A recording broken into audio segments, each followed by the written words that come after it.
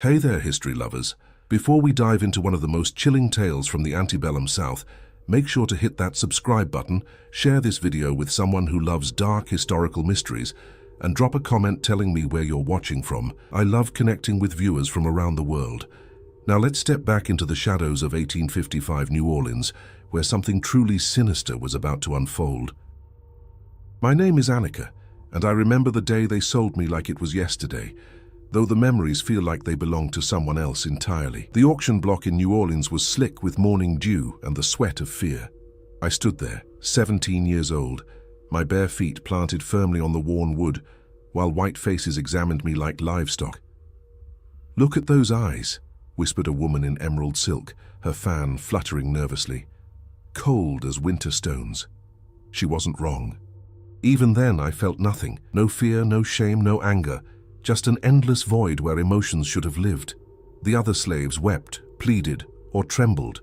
I simply existed, watching the proceedings with the detachment of someone observing strangers from a great distance.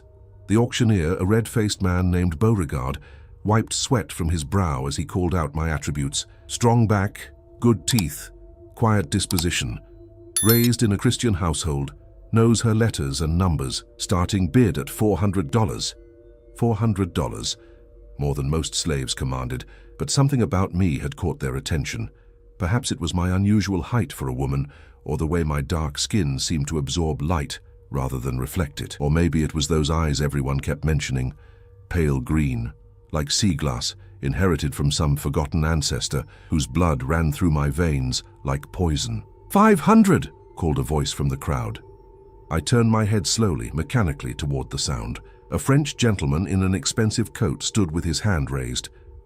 Monsieur Beaumont, I would later learn, patriarch of a sugar plantation family that had grown wealthy on the backs of people like me. His wife stood beside him, a delicate woman with nervous hands who kept glancing at me and then looking away, as if my gaze burned her. 600. Another bidder, this one a tobacco merchant with gold teeth. The price climbed higher. 700. $800, $900, an astronomical sum for human property. I watched the numbers rise with the same interest I might have shown watching clouds drift across the sky. The other slaves on the block stared at me with a mixture of awe and terror. They sensed something different about me, something wrong, though none could name it. $1,000! Monsieur Beaumont's voice cut through the humid air like a blade. The crowd fell silent. $1,000 could buy a small house, a year's worth of supplies, or 3 ordinary slaves. For a single girl, it was madness. But Beaumont's eyes never left mine, and in them I saw something I recognized, the hunger of a man who collected beautiful, broken things. "Sold!" Beauregard's gavel came down with finality. As the iron shackles were removed from my wrists, I felt the weight of dozens of stares. The other slaves looked at me with something approaching reverence, as if I were a dark prophet among them. The white buyers whispered among themselves, some crossing themselves when they thought no one was looking. Madame Beaumont approached me with hesitant steps, her silk skirts rustling like autumn leaves. "What is your name, child?" "Annika," I replied, my voice flat and emotionless. She flinched at the sound, though I couldn't understand why. My voice was neither harsh nor particularly deep, just empty of the warmth most people expected from human speech. "Well, Annika, you belong to us now. You'll work in our house, help with our daughters. We have 3 girls who need guidance. 3 daughters." I filed this information away without feeling, the way one might note the weather or the time of day. I would meet them soon enough, these daughters, and they would learn what it meant to live in the same house as something that wore a human face but carried darkness in its heart. The journey to the Beaumont plantation took 2 hours by carriage. I sat in the back with the other household purchases, a cook, a seamstress, and a young boy who would work in the stables. They tried to make conversation, but my silence eventually discouraged their efforts. Instead, they whispered among themselves, shooting nervous glances in my direction. The plantation house rose from the Louisiana swampland like a white monument to human cruelty. 3 stories of pristine columns and wraparound porches surrounded by ancient oak trees draped in Spanish moss. Beautiful and terrible, like everything else in this god-forsaken place. As we approached, I saw them in the windows, 3 young faces peering down at the new arrivals. The Beaumont daughters, Marie, 16, Celeste, 14, and little Evangeline, barely 12. They watched with the casual curiosity of children observing new pets, unaware that death had just arrived at their doorstep. Madame Beaumont led me through the servants' entrance, past the kitchen where the smell of roasting meat made my empty stomach clench. Not from hunger. I rarely felt hungry anymore, but from some primal recognition of flesh and fire. "You'll sleep in the servants' quarters," she explained, her voice growing more nervous with each word. "Your duties will include helping with the girls' lessons, maintaining their rooms, and assisting with their evening preparations. They're good girls, Annika, sweet and innocent. I trust you'll care for them properly." Care for them. The words echoed in my mind as she showed me to my small room beneath the main house. A narrow bed, a wash basin, and a single window that looked out onto the dark water of the bayou. It would do. That first night, I lay on the thin mattress and listened to the sounds of the house settling around me. Footsteps overhead, whispered conversations, the distant cry of night birds in the swamp. And underneath it all, something else, a humming, like electricity in the air before a storm. I closed my eyes and saw faces in the darkness. Not the faces of the living, but something older, hungrier. They smiled at me with teeth like broken glass and welcomed me home to this place of moss and shadows and secrets buried in black water. The Beaumont family had bought themselves a slave, but they had no idea what they had truly purchased. I was 17 years old, worth $1,000, and I carried within me something that would make their beautiful white house a tomb. Tomorrow, I would meet the daughters properly. Tomorrow, the real work would begin. The morning sun filtered through the Spanish moss like fingers reaching through a burial shroud, casting dancing shadows across the plantation grounds. I had been at the Beaumont house for exactly 1 week when Madame Beaumont began to change. It started with the dreams. I was arranging flowers in the main parlor when I heard her scream from the master bedroom above. Not a scream of pain, but of pure, primal terror, the sound a rabbit makes when caught in a trap. Monsieur Beaumont's heavy footsteps thundered across the floor, followed by his voice, urgent and confused. "Marguerite! Marguerite, wake up!" I continued arranging the white lilies, their funeral scent filling my nostrils. The other servants rushed toward the stairs, but I remained still, listening to the chaos above, with the detached interest of someone watching a play. When Madame Beaumont finally descended for breakfast an hour later, her face was pale as morning mist, and her hands shook as she reached for her coffee cup. She kept glancing at me from the corner of her eye, as if trying to solve a puzzle that hurt to contemplate. "Annika," she called, her voice barely above a whisper, "come here, child." I approached with measured steps, my bare feet silent on the polished wood floor. The 3 daughters sat around the breakfast table, their conversation dying as I drew near. Marie, the eldest, watched me with the calculating gaze of someone who sensed predator and prey, but couldn't determine which was which. Did you come to my room last night?" Madame Beaumont asked, her fingers worrying the lace at her throat. "No, madame," I replied truthfully. I had not entered her room. I hadn't needed to. She studied my face for a long moment, searching for deception and finding none. This seemed to disturb her more than if I had lied. "I dreamed. Such terrible things. Your face, covered in blood. Standing at the foot of my bed, just watching."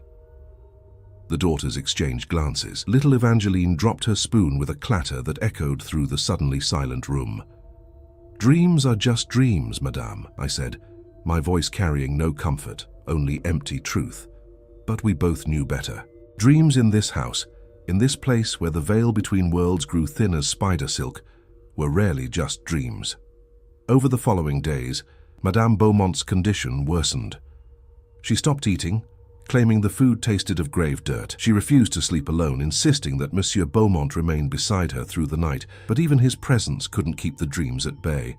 I watched her deterioration with clinical fascination. Each morning she appeared more gaunt, more hollow-eyed, as if something were feeding on her from the inside. The servants whispered that she was being ridden by a hag, an old Creole superstition about evil spirits that drained the life from sleeping victims. They weren't entirely wrong. "Annika," Marie cornered me one afternoon as I was polishing silver in the dining room. At 16, She possessed her mother's delicate beauty, but with an edge of steel that suggested she might survive what was coming. "What's happening to Mama?" I looked up from the candlestick in my hands, meeting her gaze directly. Most people couldn't hold eye contact with me for long, but Marie was stronger than most. "Your mother is dying," I said simply. The words hit her like a physical blow. She stepped backward, her hand flying to her throat in an unconscious mirror of her mother's nervous gesture. That's impossible. She's just having bad dreams. Dreams can kill," I replied, returning to my polishing. "Especially here, where the dead don't rest easy." Marie's face went white. "You're talking nonsense, superstitious slave nonsense." I set down the candlestick and turned to face her fully. "Your family built this house on a Choctaw burial ground. Did you know that? The workers found bones when they dug the foundation, but your grandfather ordered them buried deeper and the construction to continue. The dead don't forget such disrespect." "Stop it," Marie whispered, but her voice lacked conviction. "They've been waiting," I continued, my voice soft as silk and sharp as broken glass. "Waiting for the right moment, the right catalyst, someone who could hear their whispers and carry their hunger into the world of the living." Marie fled then, her silk skirts rustling as she ran from the room. But the seed was planted, the truth spoken.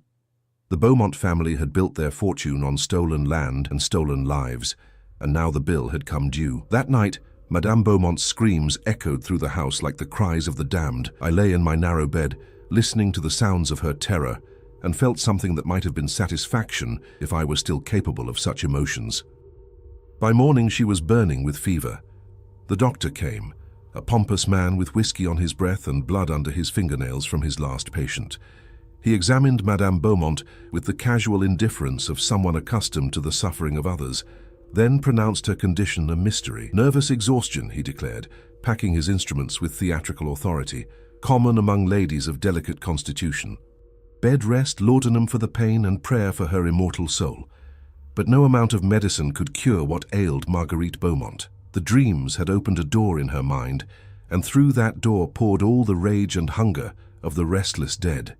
She saw them in every shadow, heard their whispers in every creak of the house, felt their cold fingers trailing across her skin in the moments between sleep and waking. I attended her during those final days, bringing water she couldn't drink and food she couldn't eat. She would stare at me with eyes that had seen too much, her lips moving in silent prayers that fell on deaf ears. "Why?" she whispered one evening as I adjusted her pillows. "Why is this happening?" I could have told her about the bones beneath the foundation, about the spirits that hungered for justice, about the darkness that had taken root in my soul and spread like poison through everything I touched. Instead, I simply said, "Some debts can only be paid in blood, madame." She died 3 weeks after the dreams began, on a night when the moon was dark and the swamp sang with the voices of the dead. I was the only one with her at the end, watching as the life drained from her eyes like water from a broken vessel. The funeral was a grand affair, befitting a woman of her station. The entire parish came to pay their respects, dressed in black silk and false sorrow. They spoke of her gentle nature, her charitable works, her devotion to her family. None mentioned the screams that had echoed through the night, or the way she had clawed at her own skin in her final delirium. As they lowered her coffin into the earth, I stood among the other servants and felt the first stirring of something that might have been pleasure. One down, many more to go. The daughters wept for their mother, their tears falling like rain on the freshly turned soil. They had no idea that their own deaths had already been written in the stars, that the same darkness that had claimed Marguerite Beaumont was even now reaching out for them with hungry fingers. I was patient. I could wait. After all, the dead had waited much longer. The house felt different after Madame Beaumont's death, as if her passing had torn a hole in the fabric of reality itself. The servants whispered that her spirit lingered in the halls, unable to find peace, but I knew better. What haunted the Beaumont mansion wasn't the ghost of one dead woman. It was the accumulated weight of centuries of suffering, and I was its chosen vessel. Monsieur Beaumont threw himself into his work, with the desperate energy of a man trying to outrun his grief. He spent long days in the fields, returning only after dark, his clothes stained with sweat and his eyes hollow with exhaustion. This left me alone with his 3 daughters, and that was exactly where I needed to be. Marie, the eldest, had appointed herself the lady of the house in her mother's absence. She moved through the rooms with forced authority, giving orders to the servants and trying to maintain the illusion that life could continue as normal. But I saw the fear in her eyes whenever she looked at me, the way her hands trembled when she thought no one was watching. Celeste, 14 and beautiful in the way that Southern girls were bred to be, had always been the dreamer of the family. She spent hours reading romantic novels and writing poetry about tragic heroines who died for love. How fitting that she would be the first to follow her mother into the dark. Little Evangeline, barely 12, was the most sensitive of the 3. She had inherited her mother's nervous disposition, along with her pale blue eyes, and she seemed to sense the wrongness that clung to me like a second skin. She would watch me from doorways and around corners, her small face pinched with worry that she was too young to understand. It was Evangeline who first mentioned the dreams. "I keep seeing Mama," she told Marie one morning at breakfast, her voice small and frightened. "She's standing by the well, but she's all wet and her dress is torn. She keeps trying to tell me something, but I can't understand the words." Marie's fork clattered against her plate. "Don't be ridiculous, Evangeline. Mama is at rest. The Reverend said so." But I saw the way Marie's eyes darted to the window that overlooked the old well, the one that had been sealed years ago after a servant girl drowned in its depths. The well that sat directly above the Choctaw burial ground, where the bones of the dead lay restless beneath layers of earth and stone. "Maybe we should have the well blessed," Celeste suggested, looking up from her book. "Just to be safe." "Absolutely not," Marie snapped. "We will not give credence to superstitious nonsense. Evangeline is having nightmares because she misses Mama. That's perfectly natural. But the dreams didn't stop. If anything, they grew stronger, more vivid, more insistent. Soon, all 3 girls were waking in the night, crying out for their mother, who appeared to them dripping with well water, and speaking in tongues they couldn't understand. I watched their deterioration with the patience of a spider waiting for flies to exhaust themselves in its web. Each morning brought new shadows under their eyes, new tremors in their hands, new cracks in their carefully maintained composure. The breaking point came on a Tuesday night in late September, when the air was thick with the promise of rain and the swamp sang with the voices of night creatures. I was in the kitchen cleaning the dinner dishes when I heard the first scream. It was Celeste, her voice high and pure as a church bell. I set down the plate I was washing and walked calmly toward the sound, my bare feet silent on the wooden floors. I found all 3 girls in Evangeline's room, huddled together on the narrow bed like frightened animals. Celeste was pointing at the window with a shaking hand, her face white as bone in the moonlight. "She's there," she whispered. "Mama's there by the well. She's calling to us." I moved to the window and looked out into the night. The sealed well sat in the center of the courtyard, its stone rim barely visible in the darkness. But I could see her, Marguerite Beaumont's spirit, or something wearing her face, standing beside the ancient stones, with water streaming from her hair and dress. "I don't see anything," Marie said, but her voice lacked conviction. "She wants us to come to her," Evangeline said, her child's voice filled with terrible certainty. "She says she's lonely. She says the water is warm and peaceful." I turned from the window to study the 3 girls. They were all staring at the same spot, all seeing the same impossible vision. The boundary between the world of the living and the realm of the dead was dissolving, and they were caught in the space between. "Perhaps you should go to her," I said quietly. 3 pairs of eyes turned to me in shock. Marie's mouth fell open, and Celeste made a small sound of distress. "What did you say?" Marie demanded. "Your mother is calling to you," I replied, my voice as calm as still water. "She's been dead for weeks, trapped between worlds, unable to find peace. Maybe if you went to her, if you listened to what she has to say, she could finally rest." That's insane," Marie stammered. "You're talking about a ghost, about something that isn't real." I smiled then, the first genuine expression I had worn since arriving at the plantation. "Reality is a fragile thing, Miss Marie, especially here where so much blood has been spilled and so many souls cry out for justice." The girls stared at me in horror, finally seeing me clearly for the first time. Not a servant, not a slave, but something else entirely. Something that belonged more to the darkness than to the light. "Get out," Marie whispered. "Get out of this room right now." I inclined my head politely and withdrew, but the damage was done. The seed of suggestion had been planted, and in soil as fertile as their grief-stricken minds, it would grow quickly. They tried to resist. For 3 more days, they barricaded themselves in their rooms at night, refusing to look out the windows, covering their ears when the voice of their dead mother called to them from the courtyard. But the dead are patient, and the dead are persistent, and eventually even the strongest will break. It was Celeste who went first.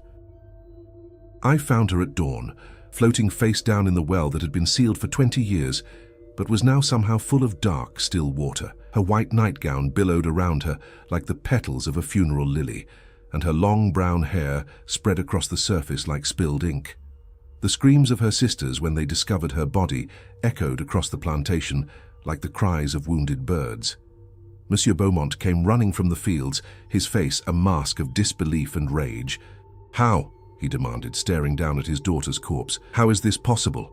The well was sealed, but the stones that had covered the opening lay scattered around the courtyard as if thrown aside by invisible hands, and the water that filled the shaft was black as midnight and cold as the grave. They pulled Celeste from the well, but it was too late. She had been dead for hours, her skin pale and waterlogged, her eyes staring sightlessly at the sky. The doctor pronounced it suicide, though he couldn't explain how she had managed to move the heavy stones that sealed the well. I knew the truth, of course. The dead had helped her, guided her hands, and given her strength beyond her mortal limits. They had welcomed her into their ranks, another soul to add to their growing army of the restless and the wronged. 2 days later, it was Evangeline's turn. The youngest Beaumont daughter had always been the most fragile, the most susceptible to the whispers that echoed through the house at night. She lasted only 1 night alone before the call became too strong to resist.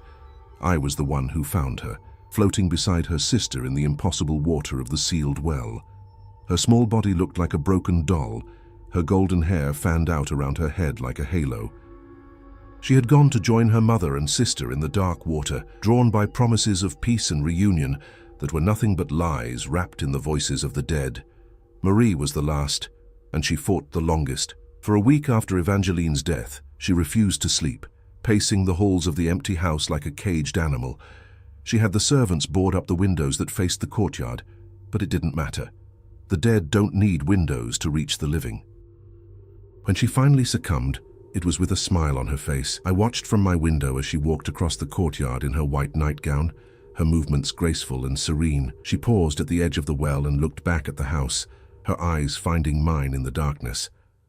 "Thank you," she mouthed, and then she stepped forward into the black water and disappeared beneath the surface.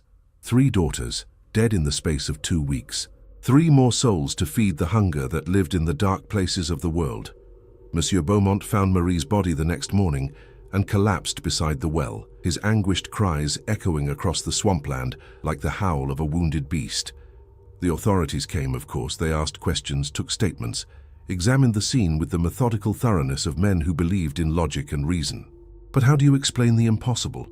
How do you rationalize the supernatural? In the end, they declared it a family tragedy brought on by grief and madness. 3 young women, driven to suicide by the loss of their mother, drawn to the same watery grave that had claimed a servant girl decades before. Only I knew the truth. Only I understood that this was just the beginning, the first movement in a symphony of death that would play across the South until every debt was paid and every wrong was avenged. Monsieur Beaumont sold me the next week, unable to bear the sight of the only living witness to his family's destruction. As I was led away in chains, I looked back at the plantation house one last time and saw them in the windows, 4 pale faces watching my departure with eyes like dark water. They would wait for me to return. The dead are nothing if not patient. The slave quarters at the Beaumont plantation had always been a place of whispered conversations and shared sorrows, but after the deaths of the 4 white women, it became something else entirely. A place where fear walked among us like a living thing, and my name was spoken only in hushed tones when the overseers were out of earshot. I had been sold to the Delaroche family, but there were still 3 days before my new master would come to collect me. 3 days during which I remained in the servants' quarters of the Beaumont house, surrounded by people who had once ignored me, but now watched my every movement with a mixture of terror and awe. It was old Mama Brigitte who spoke the truth first. She was the eldest among us, a woman whose back was bent from decades of labor, but whose mind remained sharp as a razor. Born in Haiti before the revolution, she carried within her the old knowledge, the old ways that the white masters tried so hard to stamp out of us. "That girl ain't natural," she whispered to the others as they gathered around the fire pit behind the quarters. "I seen her kind before back on the island. They call them Petit Bon Ange, little good angels, but ain't nothing good about what she carries." I sat in the shadows beyond the firelight, listening to their words with the detached interest of someone hearing strangers discuss the weather. They thought I couldn't hear them, but sound carried differently around me now, as if the very air had become my ally. "What you mean, Mama Brigitte?" asked Samuel, a field hand whose massive frame belied his gentle nature. "She just a girl. Quiet, maybe, but just a girl." Mama Brigitte's laugh was dry as autumn leaves. "Just a girl? Boy, you seen what happened to them white women. 4 of them dead in 2 months and all of them dying the same way their ancestors died. You think that's coincidence?" The others shifted uncomfortably. They had all heard the stories, passed down through generations of slaves who worked this cursed land. Stories of the Choctaw families who had been driven from their burial grounds, of the children who had starved when their hunting grounds were stolen, of the warriors who had died fighting to protect what was sacred. "The spirit's been waiting," Mama Brigitte continued, her voice dropping to barely above a whisper, "waiting for someone who could carry their anger into the world of the living. Someone who was born without a soul of her own, so the dead could fill that empty space with their hunger." "You saying she's possessed?" This from Mary, a house servant who had worked alongside me for weeks without ever truly seeing me. "Worse than possessed," Mama Brigitte replied. "Possession you can fight. You can pray it away, burn it out with holy water and sacred herbs. But this girl, she ain't fighting nothing. She's welcoming it. She's become a doorway, and every soul that passes through her makes her stronger." I smiled in the darkness, pleased that at least one person understood what I truly was. Mama Brigitte had seen clearly what the white masters, with all their education and sophistication, had missed entirely. "So what we supposed to do?" Samuel asked, his voice tight with fear. "Can't run. They'll hunt us down with dogs. Can't tell the master. Who gonna believe slaves talking about spirits and curses? We pray," said a voice from the back of the group. It was young Thomas, barely 16, who had been born on the plantation and knew no other life. "We pray to Jesus to protect us from evil." Mama Brigitte's expression was pitying. "Child, you think the white man's God gonna help us? Where was Jesus when they dragged us from our homes? Where was he when they branded us like cattle and worked us to death in these fields? The spirits that girl carries, they older than Christianity, older than slavery, older than the white man's greed.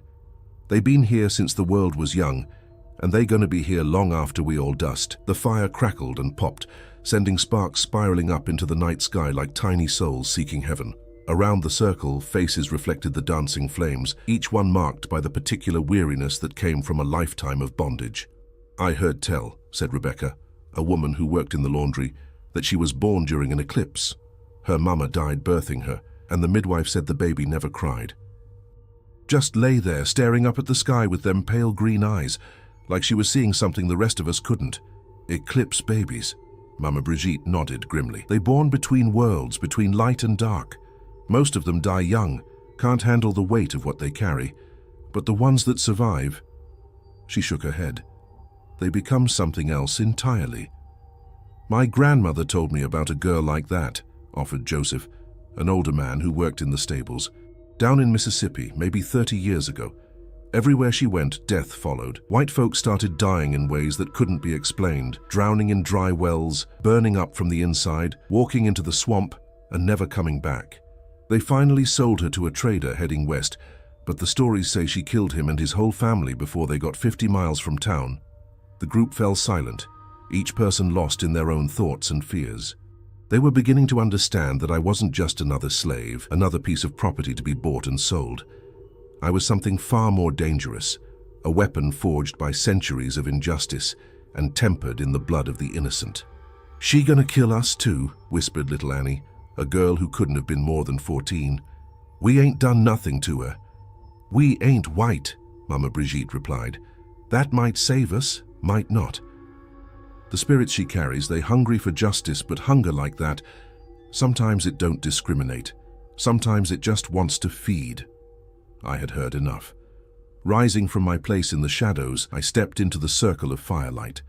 The conversation died instantly, and every eye turned to me with expressions ranging from terror to resignation. "You're wrong about one thing, Mama Brigitte," I said, my voice carrying clearly in the still night air. "I wasn't born without a soul. I was born with too many souls, all the souls of the murdered and forgotten, all the spirits that cry out for vengeance. They don't possess me. I am them, and they are me." Mama Brigitte met my gaze without flinching, though I saw her hands tremble slightly. "What do you want from us, child?" "Nothing," I replied truthfully. "You're not my enemies. You're my brothers and sisters in suffering, and the spirits I carry remember that. But you should know that what happened to the Beaumont women is just the beginning. There are debts to be paid, accounts to be settled. The white masters who built their fortunes on our backs and our blood will learn what it means to face true justice." "And if we get caught in the middle?" Samuel asked, his voice steady despite the fear in his eyes. I considered his question carefully. "Stay out of my way, and you'll be safe. Try to stop me, and you'll discover that the dead don't distinguish between willing and unwilling servants of their oppressors." The threat hung in the air like smoke from the dying fire. These people had lived their entire lives under the threat of violence, but this was different. This was the promise of supernatural retribution, of forces beyond their understanding or control. "The Delaroche family," Mama Brigitte said suddenly. "They the ones buying you?" I nodded. "Lord have mercy," she whispered, crossing herself. "They got 2 daughters, young and pretty. And the mistress, she's with child again." "I know," I replied. "I've seen them in my dreams." The admission sent a visible shudder through the group. They understood now that this wasn't random, wasn't chance. I was being moved like a piece on a chessboard, positioned exactly where I needed to be to continue the work that had begun with Marguerite Beaumont's death. "How many?" Thomas asked, his young voice cracking with emotion. "How many gonna die before it's over?" I looked up at the star-filled sky, where the spirits of the dead danced among the constellations like points of cold light. "All of them," I said simply. "Every master, every mistress, every child born into privilege built on our suffering. The debt is too great to be paid with anything less than everything." The fire had burned down to glowing embers by the time I finished speaking. One by one, the slaves melted back into the darkness, returning to their quarters with the weight of terrible knowledge pressing down on their shoulders. Only Mama Brigitte remained, her ancient eyes studying my face in the dying light. "You really think this gonna change anything?" she asked. "You think killing white folk's gonna set us free?" "Freedom isn't the goal," I replied. "Justice is. And justice demands that those who have sown suffering reap suffering in return." She was quiet for a long moment, then slowly nodded. "I lived long enough to see a lot of evil in this world. Maybe it's time for that evil to get a taste of its own medicine." With that, she rose and walked away, leaving me alone with the dying fire and the whispers of the dead that echoed in my mind like a chorus of the damned. 3 days later, Monsieur Delaroche came to collect his new property. As I was loaded into his carriage, I caught sight of the other slaves watching from the windows of their quarters. Some made the sign of the cross, others touched protective charms hidden beneath their clothes. All of them knew they had witnessed the beginning of something that would reshape the very foundations of their world. The dead were rising, and I was their instrument of vengeance. The Delaroche plantation sat like a festering wound on the landscape, its white columns stained with decades of humidity and neglect. Unlike the Beaumont estate, which had maintained at least the facade of genteel prosperity, this place reeked of decay and desperation. The Spanish moss hung heavier here, the swamp pressed closer to the house, and the very air seemed thick with the weight of accumulated sins. Monsieur Henri Delaroche was a man whose cruelty was legendary even among the plantation owners of Louisiana. Where other masters might content themselves with the routine brutalities of slavery, Delaroche took pleasure in devising new torments for his human property. His wife Isabelle was no better, a woman who smiled sweetly while ordering punishments that would make hardened overseers flinch. They had purchased me for $800, a bargain price that should have warned them something was amiss. But greed had always been the downfall of their kind, and they saw only an opportunity to acquire valuable property at a reduced cost. "You'll work in the house," Madame Delaroche informed me as we stood in the grand foyer, her voice carrying the particular brand of false sweetness that southern ladies used when addressing their slaves. "My daughters need guidance in their studies, and I require assistance with my condition." She placed a protective hand over her swollen belly. 6 months pregnant with what would be her third child, she glowed with the self-satisfied pride of a woman who believed she was fulfilling her highest purpose. "Yes, madame," I replied, my voice carrying just the right note of subservience to satisfy her expectations. The daughters appeared at the top of the grand staircase like a pair of porcelain dolls come to life. Vivienne, the elder at 15, possessed the kind of ethereal beauty that Southern society prized above all else. Pale skin, golden hair, and blue eyes that had never seen real hardship. Her sister Margot, 13, was darker, with the sharp intelligence that often marked the second-born children of ambitious families. "Girls, come meet Annika," their mother called. "She'll be helping with your lessons and your daily preparations." They descended the stairs with the practiced grace of young women who had been trained from birth to be ornamental, their silk skirts rustling like autumn leaves. But as they drew closer, I saw something in their eyes that the Beaumont daughters had lacked, a hardness, a casual cruelty that they had inherited from their parents like a family heirloom. "She's very dark," Vivienne observed, studying me with the detached interest of someone examining livestock. "Are you sure she's suitable for housework, Mama?" "Her previous owners spoke highly of her capabilities," Madame Delaroche replied, though I caught the slight hesitation in her voice. She had heard the rumors, of course. In a society built on gossip and social positioning, the mysterious deaths at the Beaumont plantation had been the subject of countless drawing-room conversations. "What happened to your last family?" Margot asked, her sharp eyes fixed on my face. "We heard they all died." "Margot," her mother scolded, "that's quite enough. Such morbid curiosity is unbecoming in a young lady." But the question hung in the air like smoke from a funeral pyre. I met Margot's gaze directly, allowing her to see something of what lay behind my carefully constructed mask of servitude. "They found peace, Miss Margot," I said quietly. "Sometimes death is a mercy." The girl's face went pale, and she took an involuntary step backward. She had expected deflection or denial, not the calm acknowledgement of something terrible. In that moment, she understood that she was looking at something far more dangerous than a simple house slave. My quarters were in the attic, a stifling space under the eaves where the heat gathered like a living thing during the day and the cold seeped through the walls at night. It was meant to be a punishment, a reminder of my place in the hierarchy of the house. Instead, it became my sanctuary, a place where I could commune with the spirits that grew stronger with each passing day. The Delaroche family had built their fortune on sugar, but their true crop was suffering. I learned this within hours of my arrival, as I witnessed the casual brutalities that marked daily life on the plantation.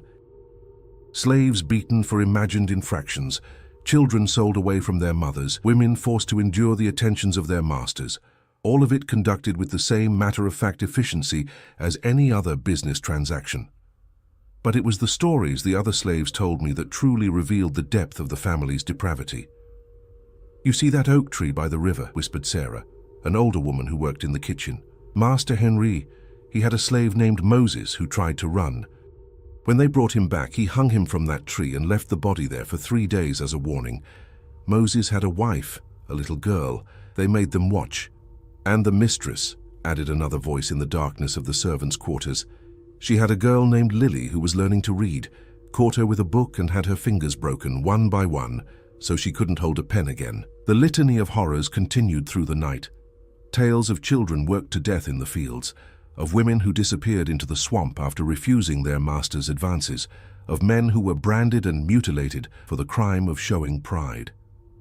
Each story added another layer to the rage that burned in my chest, another voice to the chorus of the dead that whispered for vengeance. The first sign that justice was coming appeared 3 days after my arrival. Madame Delaroche began experiencing what she called difficulties with her pregnancy, sharp pains that came without warning, bleeding that the doctor couldn't explain, and dreams that left her screaming in the night. She would wake, claiming that dead slaves surrounded her bed, their broken bodies reaching out to touch her swollen belly. "It's just nerves," the doctor assured her husband, though his voice lacked conviction. "Pregnancy can cause all manner of strange symptoms."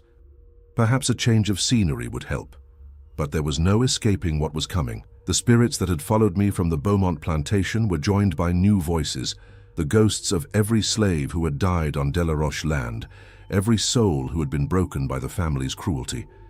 They gathered like storm clouds, their anger building to a crescendo that would soon break over the house like a hurricane. Vivian was the first to sense their presence. "There's something wrong with this place," she told her sister, as I brushed her hair one evening. "I keep hearing voices in the walls, whispers that I can't quite understand." "Don't be silly," Margot replied, but I saw the way her eyes darted to the shadows in the corners of the room. "It's just the house settling." "Houses don't settle in voices," Vivian insisted, "and they don't call your name in the middle of the night."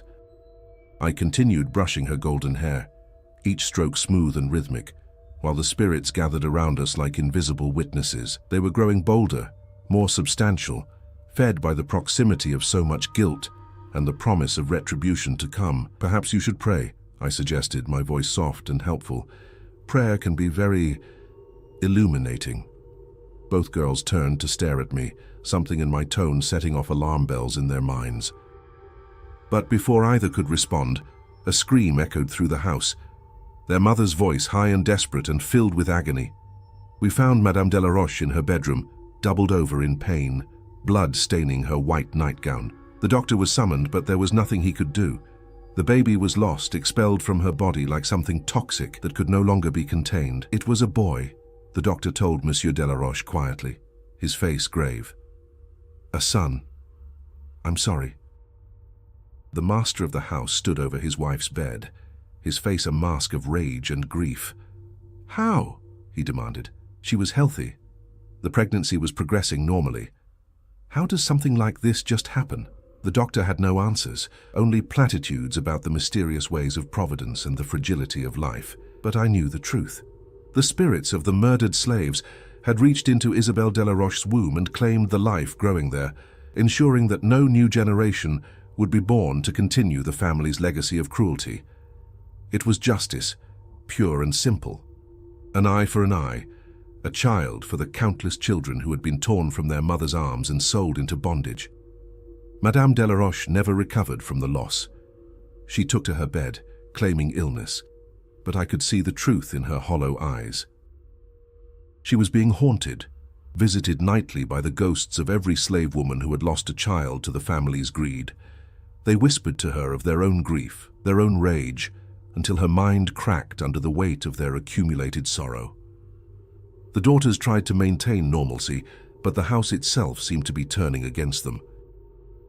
Doors slammed shut on their own, mirrors cracked without cause, and the temperature in certain rooms dropped so suddenly that their breath misted in the air. The servants began to quit, claiming the place was cursed, until only the slaves remained, and we had nowhere else to go. "It's her," Margot whispered to her sister one night, thinking I was out of earshot. "Ever since she came here, everything's gone wrong. She's brought some kind of curse with her." "That's impossible," Vivian replied, but her voice shook with uncertainty. "She's just a slave. What power could she possibly have?" If only they knew.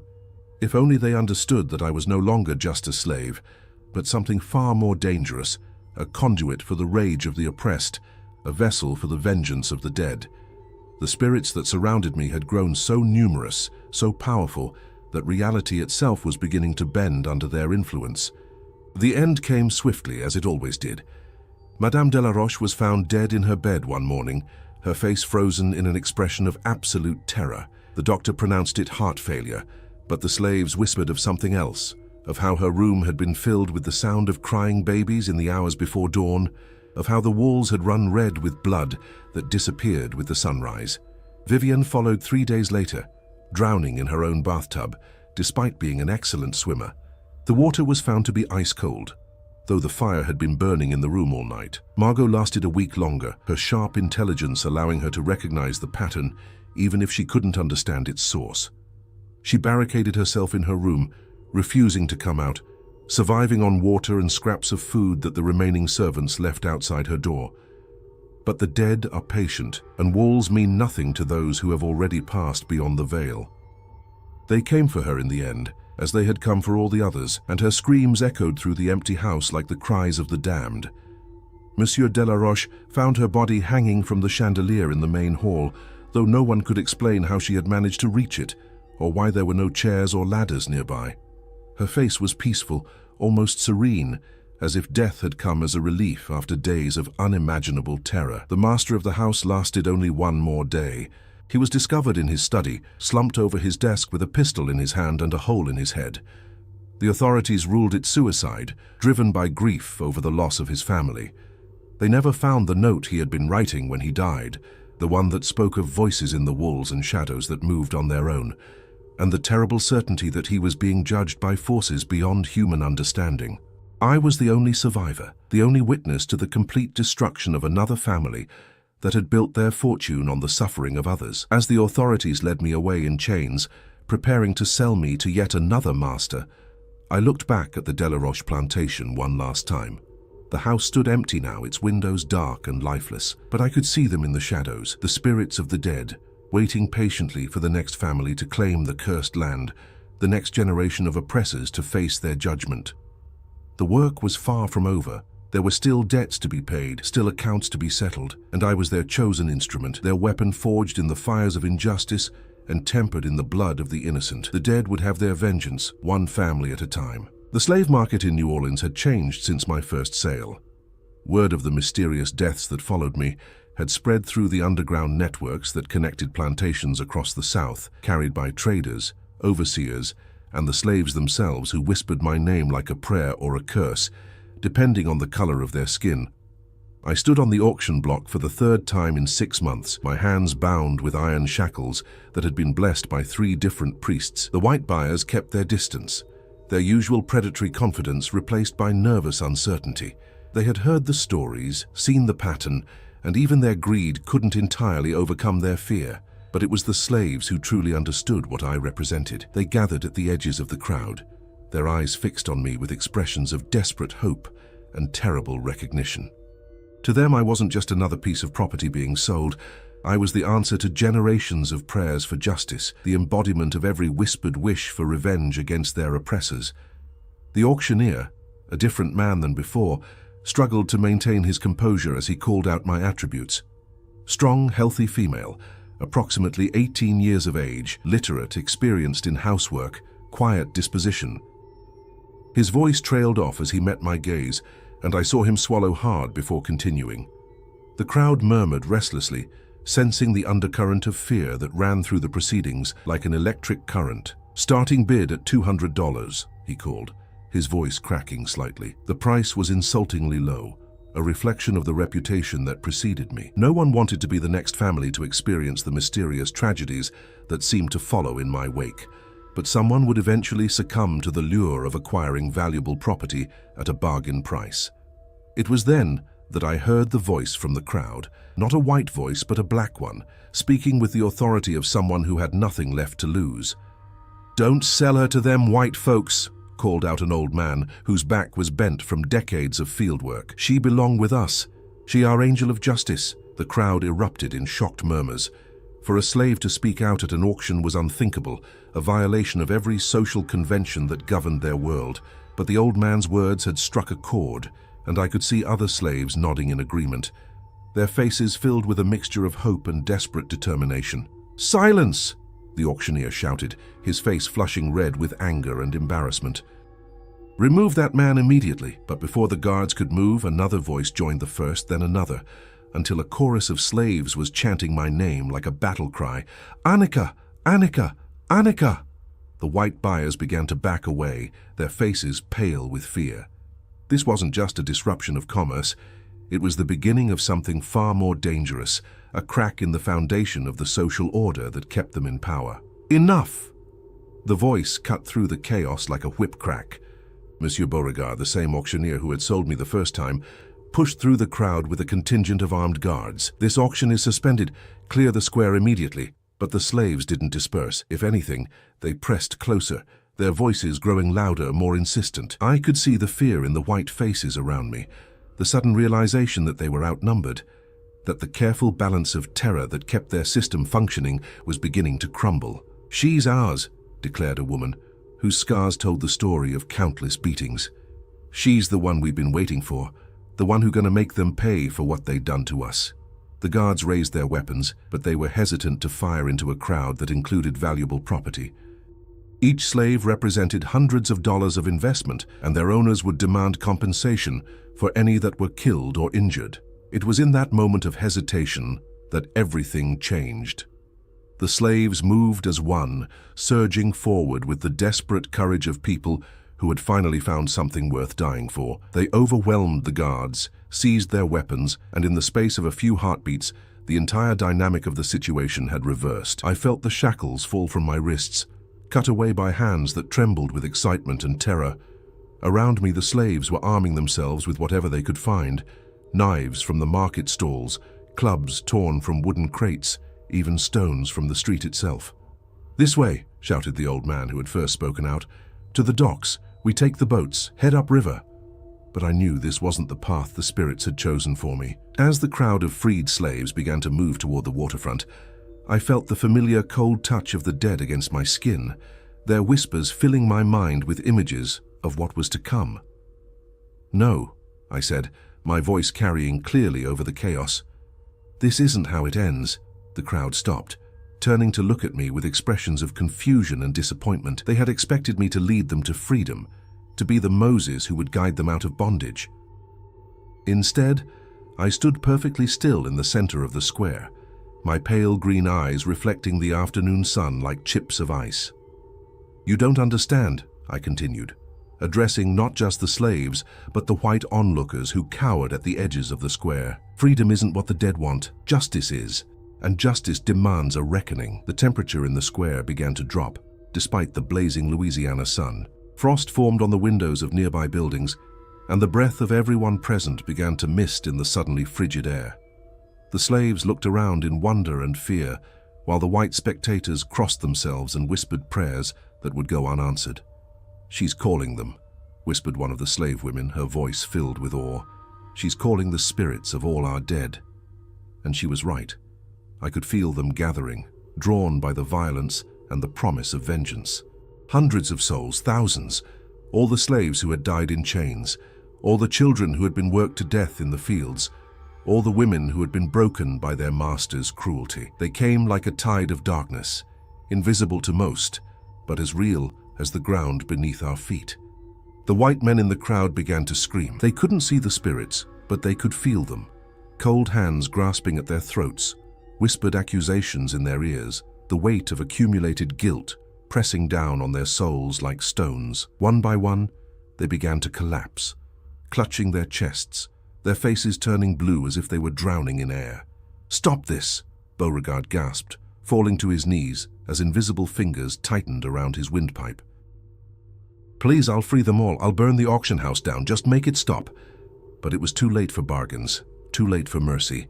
The dead had waited too long for this moment, and they would not be denied their justice. The auctioneer's eyes rolled back in his head, and he toppled forward onto the cobblestones, his body convulsing as his life ebbed away. The other white men followed quickly, slave traders, plantation owners, overseers, all of them dying in agony as the spirits of their victims claimed their due. The air filled with the sound of their death rattles, a symphony of suffering that was music to the ears of the dead. But the slaves were untouched. They stood in a circle around me, watching in amazement as their oppressors died before their eyes. Some wept with joy, others fell to their knees in prayer, but all of them understood that they were witnessing something miraculous, the hand of divine justice reaching down to settle accounts that had been too long unpaid. "What happens now?" asked the old man who had first spoken my name. "What do we do?" I looked around at the faces surrounding me, faces marked by suffering but not yet broken, eyes that still held hope despite everything they had endured. These people had risked everything to free me, had thrown away their lives for the chance to strike back at their oppressors. They deserved an answer. "You run," I said simply. "You take the boats, head north, find the people who will help you reach freedom. This is your chance, the only one you'll ever get." "What about you?" asked the scarred woman. "Ain't you coming with us?" I shook my head slowly. My work isn't finished. There are still debts to be paid, still families that need to face judgment. The dead won't rest until every account is settled. The slaves looked at each other uncertainly.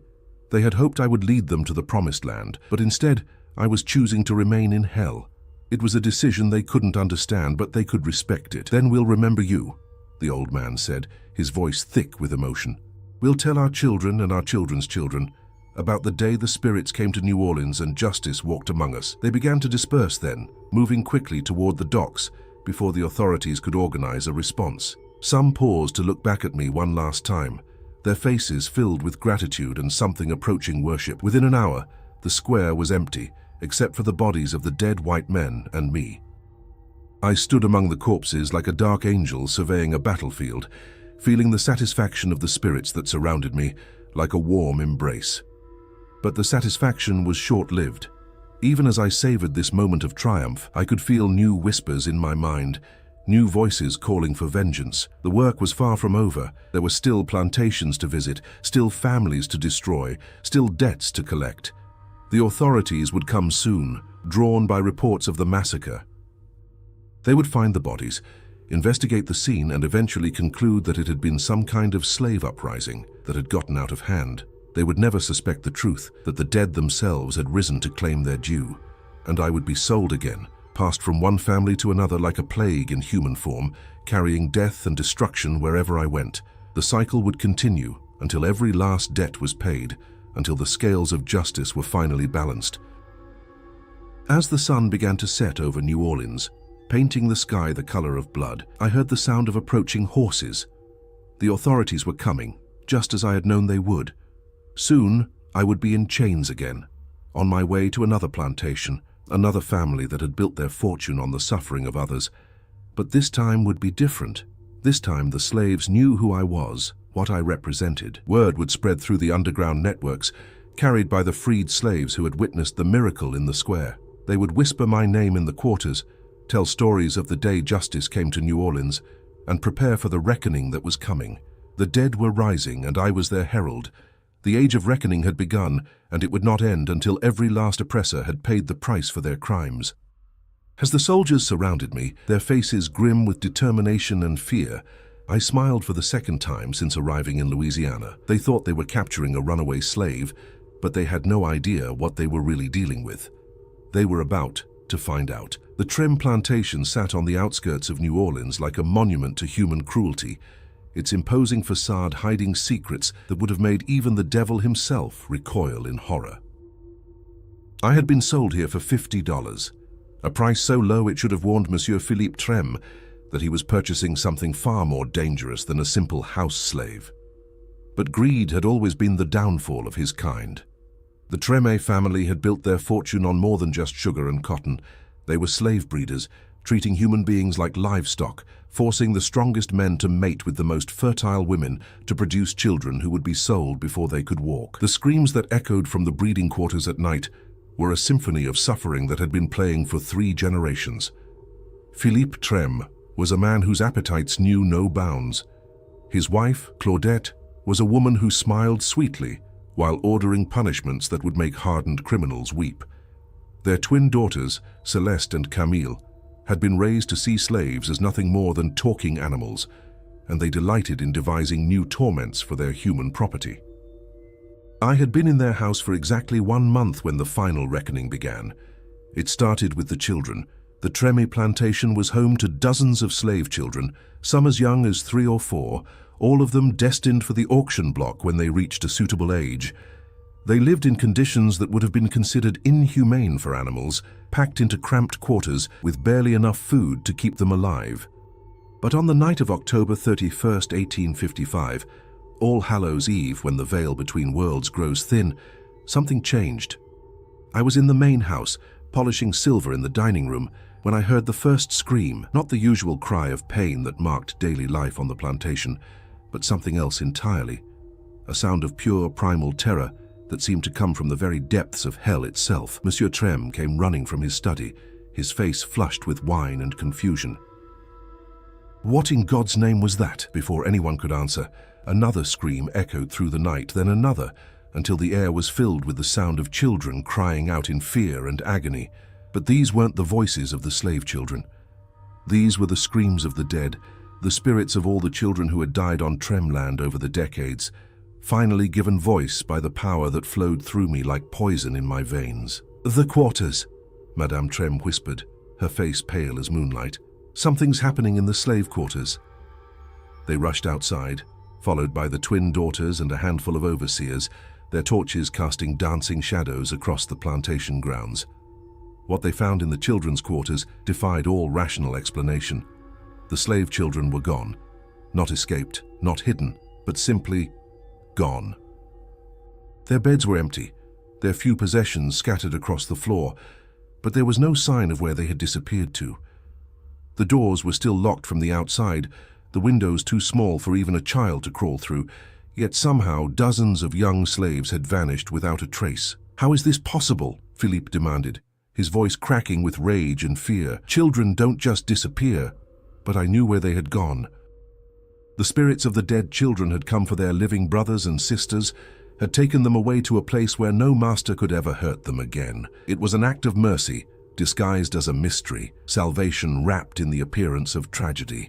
The search continued through the night, but no trace of the missing children was ever found. By dawn, the Treme family was forced to accept the impossible, that dozens of their most valuable property had simply vanished into thin air. That was when the real haunting began. The spirits that had taken the children didn't leave. Instead, they settled into the plantation house like an occupying army, making their presence known through 1,000 small torments. Doors slammed shut on their own, mirrors cracked without cause, and the temperature in certain rooms dropped so suddenly that frost formed on the windows, even in the Louisiana heat. But it was the voices that truly drove the family to the edge of madness. They came at night, when the house was dark and still, the whispered accusations of dead children, calling out the names of their killers, recounting in horrifying detail the abuses they had suffered before death claimed them. The voices seemed to come from everywhere and nowhere, echoing through the walls themselves until the very foundation of the house seemed to vibrate with their rage. "Make it stop," Claudette begged her husband after a week of sleepless nights. "Please, Philippe, make it stop." But there was no stopping what had been set in motion. The dead children had found their voice, and they would not be silenced until justice was served. The twin daughters were the first to break. Celeste and Camille had always been inseparable, sharing not just their appearance but their taste for cruelty. They had delighted in tormenting the slave children, inventing games that involved pain and humiliation, treating human suffering as entertainment.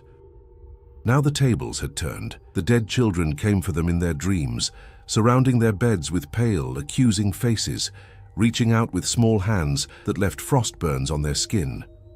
The twins would wake screaming, clawing at marks that appeared on their bodies overnight. Bite marks, scratches, bruises in the shape of tiny fingers. "They're trying to drag us away," Celeste sobbed to her parents. "The dead children, they want to take us with them." "Don't be ridiculous," Philippe snapped, but his voice lacked conviction. He had seen the marks on his daughter's skin, had heard the voices that whispered through the walls. Something was happening in his house, something that defied all rational explanation. The end came on a night when the moon was dark, and the swamp sang with the voices of night creatures. I was in my attic room communing with the spirits that surrounded me like a second family, when I felt the familiar cold touch that meant the final act was about to begin. The fire started in the twins' bedroom. Not a natural fire, but something else entirely. Flames that burned cold and blue, consuming everything they touched while leaving no smoke, no heat, no trace of their passage, except the complete destruction of whatever they encountered. Celeste and Camille were found in their beds, their bodies unmarked but their souls fled, their faces frozen in expressions of absolute terror. The fire had taken them first, claiming their lives as payment for the suffering they had caused. Philippe and Claudette tried to flee, but the house itself had become a trap. Doors that had been open moments before were suddenly sealed shut. Windows that should have provided escape were blocked by invisible barriers, and the stairs that led to safety crumbled beneath their feet like rotten wood. They died together in the main hall, surrounded by the spirits of every child who had suffered on their plantation. The dead children reached out with small hands, pulling the life from their bodies with the same casual cruelty that had once been shown to them. I walked through the burning house untouched by the flames, my bare feet silent on floors that should have been too hot to bear. The fire parted before me like water, recognizing me as its mistress, its source, its reason for being. In the master bedroom, I found what I had come for, the family Bible, bound in leather and gold, containing the records of every slave bought and sold, every child born into bondage, every life destroyed in the name of profit. I took it with me as I walked out of the burning house, a trophy of my victory over another family of oppressors.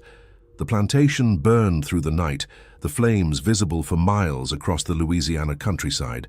By morning, nothing remained but ash and blackened timbers, and the charred bones of those who had thought themselves masters of other human beings. But I survived, as I always did.